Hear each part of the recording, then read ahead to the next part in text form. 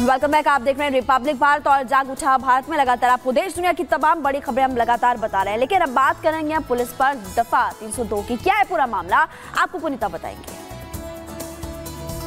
तो देखिए, खबर राजस्थान की है। राजस्थान के चर्चित गैंगस्टर आनंद पाल की जो है आपको बता दें कि इनकाउंटर 2017 में कर दिया गया था। इसके बाद से ही राजस्थान पुलिस ने खूब वाहवाही लूटी थी, इनाम उन्हें मिले थे और साथ ही साथ प्रमोशन भी दिया गया था। लेकिन अब आपको बता दें कि पूरा मामला जो है पुलिस पर ही उल्टा पड़ता हुआ नजर आ रहा है। पुलिस की खूब किरकिरी हो रही है, क्योंकि जिस आनंद पाल का इनकाउंटर करने के बाद राजस्थान पुलिस के अधिकारियों ने प्रमोशन और इनाम वसूले थे, कोर्ट ने उन्हीं पुलिस वालों पर अब आनंद पाल की हत्या का केस चलाने का आदेश जारी कर दिया है। आखिर पूरी खबर क्या है, रिपोर्ट के जरिए दिखाते हैं।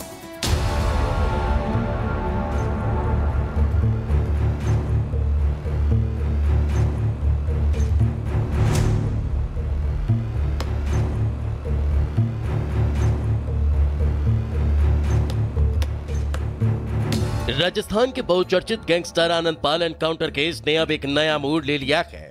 इस केस की जांच में लगी सीबीआई की क्लोजर रिपोर्ट को कोर्ट ने खारिज कर दिया।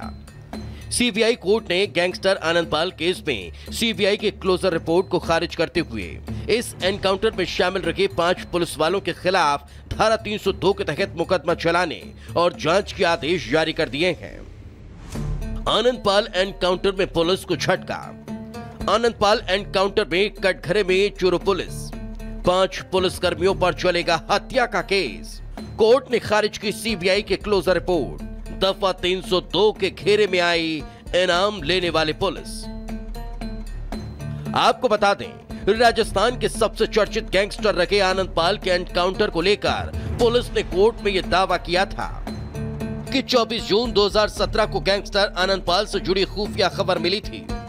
जानकारी आई कि आनंद पाल राजस्थान के सालासर में छिपा है, जिसके बाद एसओजी की टीम आनंद पाल को पकड़ने पहुंची। टीम ने आनंद पाल के अड्डे को चारों तरफ से घेर लिया, लेकिन आनंद पाल ने घर की छत से फायरिंग शुरू कर दी। लिहाजा एसओजी ने जवाबी कार्रवाई करते हुए उसे मार गिराया। जानकारी के मुताबिक चूरू पुलिस की तरफ से किए गए इस दावे को गैंगस्टर आनंद पाल की पत्नी राज कंवर और आनंद पाल के भाई मंजीत पाल ने पूरी तरह से फर्जी बताया और इसके खिलाफ उन्होंने फौरन कोर्ट का रुख कर लिया। लेकिन उसी मामले में जब सीबीआई ने कोर्ट में अपनी क्लोजर रिपोर्ट पेश की, तो आनंद पाल के पक्ष से कोर्ट में पेश हुए वकील ने सीबीआई के क्लोजर रिपोर्ट पर सवाल उठाते हुए उन रिपोर्ट का हवाला दिया, जिसे सीबीआई ने भी अपनी क्लोजर रिपोर्ट में लगाया था। आनंद पाल की पत्नी के वकील ने कोर्ट में यह तर्क दिया कि किस आधार पर खारिज हुई क्लोजर रिपोर्ट। आनंद पाल की बॉडी पर चोट के निशान थे। रिपोर्ट में साफ है कि आनंद पाल को करीब से गोली मारी गई। रिपोर्ट फर्जी एनकाउंटर की पोल खोलती है और इशारा करती है कि आनंद पाल का एनकाउंटर फर्जी था। इतना कि नहीं, इस मामले में आनंद पाल के भाई मंजीत पाल, जो इस घटना के चश्मदीद थे, कोर्ट ने उनके बयान को भी क्लोजर रिपोर्ट के खिलाफ मजबूत आधार माना। प्रोटेस्ट पिटीशन में हमने 4 गवाहों के बयान करवाए, जिसमें 2 डॉक्टर थे।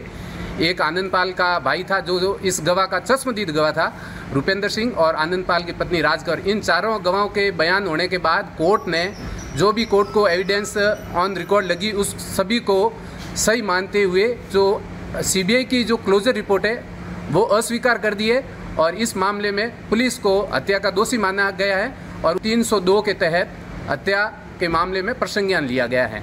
वहीं चूरू पुलिस को लगे इस झटके के बाद इस मामले में तत्कालीन सरकार पर भी कई सवाल खड़े हो गए हैं, जिन्होंने आनंद पाल के कथित एनकाउंटर के बाद 10 पुलिसकर्मियों को प्रमोशन और 90 पुलिसकर्मियों को 35 लाख रुपए का इनाम दिया था। बहरहाल गैंगस्टर आनंद पाल को गए 7 साल से ज्यादा का वक्त गुजर चुका है, लेकिन राजस्थान में पुलिस के लिए तब चुनौती रहा आनंद पाल आज भी चूरू पुलिस के लिए बुरा सपना की बना हुआ है। Bureau report, Republic Bharat. देखिए, आनंद पाल केस में पुलिस पर दफा 302 और गैंगस्टर आनंद पाल एनकाउंटर केस में एक बड़ा फैसला कोर्ट की तरफ से किया गया है। पुलिस अफसरों पर ही अब हत्या का मुकदमा चलेगा और एनकाउंटर में शामिल 5 पुलिस वालों के खिलाफ अब एक्शन होगा, वो देखने को मिलेगा। चूरू पुलिस के 5 पुलिस कर्मियों पर मर्डर केस चलने वाला है। कोर्ट क्योंकि इस पूरे मामले पर सुनवाई करते हुए नजर आया था और कोर्ट ने सीबीआई की क्लोजर रिपोर्ट को अब खारिज फिलहाल किया है। 24 जून 2017 को हुआ था आनंदपाल का कथित एनकाउंटर और आनंदपाल का भाई एनकाउंटर केस का जो है वो चश्मदीद भी है और चूरू पुलिस के अगले कदम पर भी अब लगातार नजर देखने को मिलेगी कि आखिर क्या कुछ निकलकर सामने आता है। लेकिन कोर्ट की तरफ से फिलहाल आदेश दिया गया है, इसलिए हम कह रहे हैं कि दफा 302 पुलिस पर ही यहाँ पर देखने को मिलेगी। चलिए खबरों में आगे बढ़ते हैं। हत्या या फिर आपको बता दें कि इस पूरे मामले को लेकर जो हादसा और हत्या है, इसे लेकर लगातार सवाल उठ रहे हैं। दरअसल गाजीपुर में एक लड़का जो अपने माता पिता से ये वादा करके निकलता है कि वो आईएएस की तैयारी करने के लिए जा रहा है और आईएएस बनकर निकलेगा, लेकिन दिल्ली में वो किस तरीके से पूरे हादसे का शिकार होता है। माँ बाप का रो रो कर बुरा हाल है, लेकिन दिल्ली सरकार जो है इस पूरे मामले को लेकर सियासत करने में जुटी हुई है। हालांकि आपको बता दें कि जो परिवार वाले हैं वो लगातार ये मांग कर रहे हैं कि इस पूरे मामले को लेकर जानबूझकर जो है उनके बेटे की हत्या कर दी गई है। लेकिन आखिर पूरा मामला है क्या और किस वजह से इस वक्त दिल्ली सरकार की किरकिरी हो रही है और क्यों इस पूरे मामले को लेकर सियासत देखने को मिल रही है, रिपोर्ट के जरिए दिखाते हैं।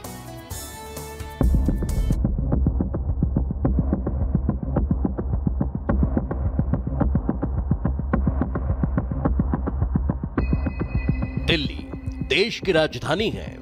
हर साल यहां लाखों छात्र अपना भविष्य बनाने आते हैं, लेकिन अगर आप भी यही सब सोचकर राजधानी दिल्ली आने की सोच रखे हैं तो सावधान हो जाइए।